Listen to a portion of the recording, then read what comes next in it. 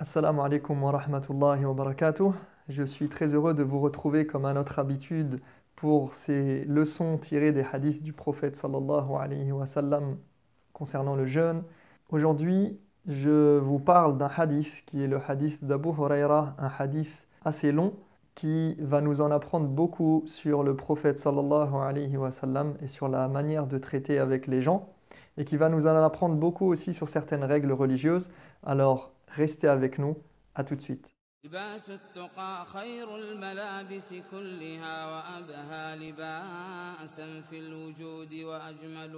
hadith d'aujourd'hui, c'est donc le hadith d'Abu Huraira radiyallahu anhu.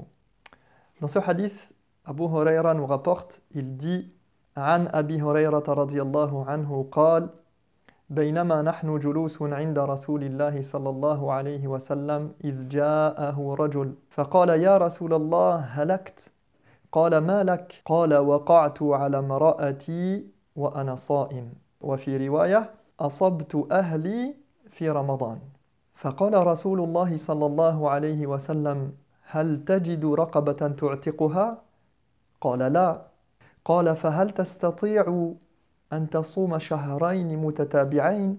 قال لا قال فهل تجد إطعام 60 مسكينا؟ قال لا فمكث النبي صلى الله عليه وسلم فبينما نحن على ذلك أتي النبي صلى الله عليه وسلم بعرق من التمر والعرق المكتال فقال النبي صلى الله عليه وسلم أين السائل؟ قال أنا قال خذ هذا فتصدق به فقال الرجل على أفقر مني يا رسول الله فوالله ما بين لابتيها يريد الحرتين أهل بيت أفقر من أهل بيتي فضحك النبي صلى الله عليه وسلم حتى بدت أنيابه ثم قال أطعمه أهلك. Abu Huraira radiyallahu anhu raconte, il dit, alors que nous étions assis avec le prophète sallallahu alayhi wa sallam, un homme arriva en s'écriant, c'est fini pour moi, je suis perdu ô messager d'Allah. Alors le prophète sallallahu alayhi wa sallam lui demande, que t'arrive-t-il? Qu'est-ce qui se passe? Il dit, j'ai eu une relation intime avec mon épouse alors que j'étais en état de jeûne. Et dans une version, j'ai eu une relation intime avec mon épouse en plein ramadan. Alors le prophète sallallahu alayhi wa sallam lui demande, aurais-tu un esclave à affranchir? Non, répond l'homme. Es-tu capable de jeûner 2 mois consécutifs? Non, dit l'homme encore. Peux-tu nourrir 60 pauvres? Et encore une fois, il répond par la négative. Non, ya Rasulallah, je ne peux pas. Le prophète attendit un instant, et c'est alors que quelqu'un amena un panier de dattes, ou un sac, un récipient de dattes. Le prophète demanda donc où est passé l'homme en question qui est venu nous interroger tout à l'heure. Et l'homme répondit, je suis là, ô messager d'Allah. Tiens, prends ceci et fais-en aumône. À plus pauvre que moi, messager d'Allah, par Allah, je jure qu'il n'y a pas de famille plus pauvre que la mienne dans les environs. Il parle des environs de Médine. Le prophète sallallahu alayhi wa sallam éclata alors de rire au point de laisser apparaître ses molaires et lui dit, dans ce cas, prends-le pour en nourrir ta famille. Alors vous voyez que c'est un hadith conséquent et tout d'abord j'aimerais m'attarder sur quelques questions juridiques relatives à ce hadith. Je vais vous présenter ici plusieurs points discutés par les juristes par rapport à ce hadith et je ne vais pas rentrer dans le détail mais juste vous donner un aperçu pour que vous vous rendiez compte de ce que peut donner l'analyse d'un tel hadith et j'ai vraiment synthétisé pour que ce ne soit pas trop long. Mais ne vous inquiétez pas, je vous réserve comme d'habitude à la fin une de mes réflexions sur le hadith. Sachez que ce hadith est la référence en ce qui concerne l'expiation relative au rapport sexuel lors d'une journée de jeûne. On parle de kaffara. La kaffara, d'une manière générale, c'est le terme qui renvoie à l'idée d'expiation, pour expier un péché. Premièrement, celui qui a un rapport intime avec son épouse durant une journée de jeûne doit impérativement expier son acte par l'une des manières citées dans le hadith, et c'est ce qu'on appelle donc al-kaffara. Donc, ça c'est notre premier point. Celui qui a un rapport intime avec son épouse durant une journée de jeûne de Ramadan, il doit expier sa faute. Il doit expier son péché par une des trois manières qui ont été citées dans le hadith, à savoir libérer un esclave, ce qui est impossible aujourd'hui, jeûner 2 mois consécutifs ou bien nourrir 60 pauvres. Deuxième point, dans ce hadith, on voit qu'il y a différentes manières d'expier ce péché. La majorité des savants dit que cet ordre qui est cité dans le hadith est voulu, donc il faut obligatoirement le suivre. Et on ne passe à la solution suivante qu'en cas d'impossibilité, car le prophète sallallahu alayhi wa sallam est passé d'un point à l'autre dans cet ordre-là bien précis. Et d'autres savants, et c'est le cas de l'imam Malik, et c'est une version aussi chez l'imam Ahmad, en se basant sur une autre version du hadith, disent que finalement c'est au choix, l'un ou l'autre, peu importe, du moment qu'on expie cette faute par l'une des trois solutions. Le troisième point, faut-il expier ce péché et en plus rattraper ce jour qui a été rompu par le fait de commettre cet acte, c'est-à-dire que ça reviendrait à faire une des trois solutions qui sont dans le hadith, mais ne pas oublier surtout de rattraper ce jour de jeûne, le jour en question. Et donc, selon la grande majorité des savants, il faut effectivement rattraper ce jour. Donc il faut faire d'une part l'expiation et d'autre part, il faut rattraper ce jour et surtout ne pas l'oublier. Quatrièmement, est-ce que l'obligation de cette expiation disparaît lorsque la personne est dans l'incapacité, comme c'était le cas dans ce hadith? Cet homme, il est venu voir le prophète sallallahu alayhi wa sallam avec cette grave faute. Il lui a demandé qu'est-ce qu'il devait faire et le prophète sallallahu alayhi wa sallam l'a orienté vers les trois solutions.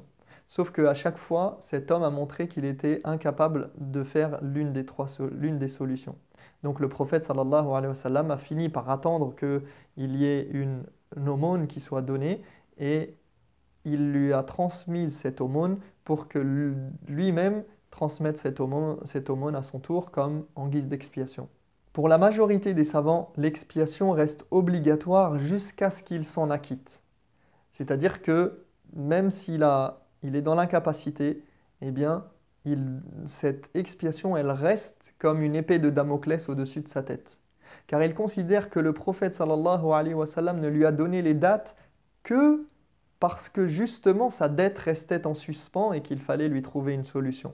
Donc comme il faut lui trouver une solution, le prophète sallallahu alayhi wa sallam il a dit « En attendant, tu donnes ces dates-là, mais lorsque tu seras dans la possibilité de le faire, eh bien, tu le feras. » Cela signifie pour eux que dès qu'il le pourra, il devra s'en acquitter. Il est peut-être dans l'incapacité actuellement, mais c'est une dette qui reste à son actif. Les autres disent, et c'est l'avis chez l'imam Ahmad, chez les Hanabila, ils disent non, l'expiation est levée pour celui qui est dans l'incapacité. Pourquoi? D'après le même hadith, car le prophète sallallahu alayhi wa sallam lui a donné les dates et ne lui a pas dit qu'il devrait quand même rembourser sa dette lorsqu'il le pourrait.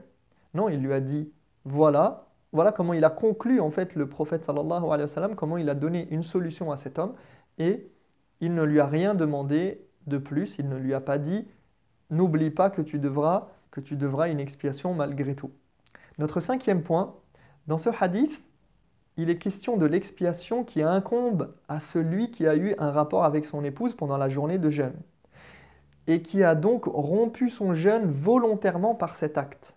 Mais qu'en est-il des autres mufattirat? Qu'en est-il des autres actes qui viennent rompre le jeûne, comme le fait de boire et de manger? Est-ce que cette expiation s'applique également pour quelqu'un qui aurait mangé et bu volontairement sans excuse valable pendant le jeûne? La majorité des savants considèrent que ce jugement est spécifique au rapport sexuel et que celui qui mange ou boit volontairement, eh bien, certes, il a commis un grave péché, mais il aura seulement à refaire ce jour de jeûne. Pourquoi? Eh bien, tout simplement parce que le hadith ne mentionne rien d'autre que le rapport sexuel. Et aucun autre hadith ne mentionne cette kafara, cette expiation, pour la nourriture et la boisson. Pour les hanafites et les malikites, cela englobe toutes les mufattirat. Du moment que la personne a rompu son jeûne volontairement et sans excuse valable, il doit expier d'une de ces trois manières. Car ils disent que la raison de cette kafara, et regardez ici la sagesse, et c'est une manière d'envisager les choses, ils disent la raison pour laquelle cette kafara a été instituée, eh bien, ce n'est pas d'avoir rompu volontairement le jeûne, mais c'est d'avoir violé la sacralité du mois de Ramadan. Donc, toute personne qui viole la sacralité de Ramadan, en ayant rompu volontairement et sans excuse, quelle que soit la manière dont il rompt son jeûne, il est redevable de cette kaffara. Et donc ça c'est l'avis chez les Hanafites et chez les Malikites, et cela reste un grand débat chez les savants. Sixième et dernier point, est-ce que ce jugement s'applique à l'homme et à la femme? Ou bien ne s'applique-t-il qu'à l'homme? Car dans le hadith, le prophète sallallahu alayhi wa sallam n'a pas dit à l'homme que sa femme devait également une expiation. C'est comme s'il avait considéré la famille comme une seule et même entité. Et donc, les savants divergent sur cette question, à savoir est-ce que cela incombe à l'homme uniquement ou bien à sa femme également. Et une majorité considère que cela incombe aux deux, mais certains disent que non, le prophète sallallahu alayhi wa sallam n'a pas ordonné à l'homme de demander à sa femme de le faire également, mais la majorité des savants considèrent que ce qui s'applique à l'homme s'applique à la femme également et qu'il n'y a pas de raison de circonscrire et de restreindre cette kafara uniquement à l'homme. Donc voilà, vous en savez un petit peu plus en ce qui concerne les règles juridiques relatives à ce hadith qui, comme vous avez pu le constater, est très important et il nous mène à de nombreuses questions et soulève de nombreuses questions juridiques. Mais maintenant, passons à la leçon du jour, à la sagesse que j'aimerais partager avec vous aujourd'hui. Cette sagesse, elle tourne autour de l'idée du péché et de chercher à réparer ses fautes. Alors, on voit dans ce hadith l'importance de Ramadan, l'importance que revêt le mois de Ramadan dans l'islam. En effet, ici, vous voyez que la kaffara, l'expiation, elle est immense, elle est importante. Il s'agit d'affranchir un esclave ou bien de jeûner 2 mois consécutifs pour un seul jour de jeûne qui a été rompu. Donc, un seul jour de jeûne rompu équivaut à 2 mois consécutifs ou bien nourrir 60 pauvres. C'est quand même quelque chose de lourd et de conséquent. Et on ne connaît d'équivalent à cette kaffara, à cette expiation, que la kaffara qui concerne celui qui a tué un homme involontairement. Donc c'est dire la gravité du péché. Et pourquoi ce péché est si grave? C'est parce que Ramadan a de l'importance. C'est parce que le mois de Ramadan est un mois véritablement sacré en islam, dans le sens où c'est le mois où le Coran a été révélé, c'est le mois que nous devons jeûner, et c'est un mois d'adoration tout entier. Et donc on voit à travers cette kaffara qui a été imposée à celui qui commet cet acte, combien le mois de Ramadan est un mois sacré et un mois très important. Et cela doit nous faire réfléchir, notamment ceux parmi nos frères et sœurs qui sont assez laxistes vis-à-vis de l'observation du mois du jeûne et qui de plus en plus malheureusement, et on déplore cette situation, de trouver de nombreuses personnes qui s'autorisent le fait de ne pas jeûner pour un oui et pour un non. Deuxièmement, on apprend de ce hadith qu'il est nécessaire et impératif, et c'est la sunna du prophète sallallahu alayhi wa sallam, c'est de réagir à chaque situation de manière appropriée. Et je sais que ce n'est pas toujours facile à faire, mais nous devons, autant que faire se peut, aller dans ce sens. On voit ici la grande miséricorde du prophète sallallahu alayhi wa sallam, la grande miséricorde avec laquelle le prophète sallallahu alayhi wa sallam a réagi. Comment il a su gérer cette situation d'une manière très simple et pratique, sans rentrer dans un jugement de valeur ou faire ressentir à l'homme une quelconque gêne. Il ne l'a pas blâmé alors qu'il avouait avoir commis ce grand péché. Mettez-vous à la place du prophète sallallahu alayhi wa sallam, quelqu'un qui vient vous voir et qui vous dit « J'ai commis tel et tel acte pendant le mois de Ramadan. Quelle serait notre réaction ?» Et il a même fini par rigoler tant la situation était cocasse. Mais pourquoi le prophète sallallahu alayhi wa sallam a réagi de cette manière? Parce que l'homme est venu pour réparer sa faute. Il a commencé en disant « Je suis perdu, ya Rasulallah. Trouve-moi une solution. » Il était désespéré. Dans la version recensée par l'imam Ahmad, l'homme est même décrit en train de se frapper les joues et de s'arracher les poils. Donc on voit bien ici que le prophète sallallahu alayhi wa sallam, il a réussi à gérer cette situation avec une grande sagesse, qu'il ne l'a pas jugé il ne l'a pas méprisé et ne s'est même pas mis en colère. Mais pourquoi? Parce que cet homme, il venait avec ce désir de repentir sincère. Et à ce propos, deux personnes sont venues voir un jour Ibn Abbas radiyallahu anhuma pour lui demander si l'assassin pouvait se repentir. Dans un cas, il a dit oui et dans l'autre, il a dit non.